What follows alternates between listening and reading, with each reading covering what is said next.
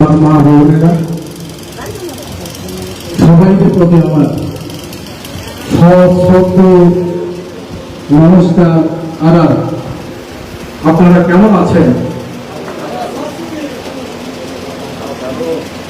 আপনারা ভালো আছেন?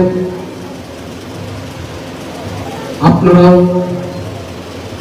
আমাকে ভালো রেখেছেন।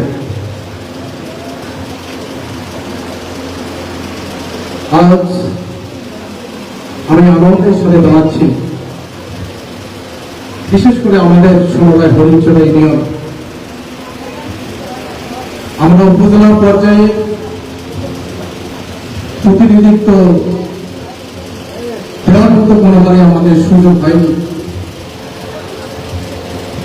আজকে আপনারা আপনাদের এলাকার যে কৃতিত্ব দেখিয়েছেন, আপনারা এলাকার যেভাবে সম্মান রেখেছেন,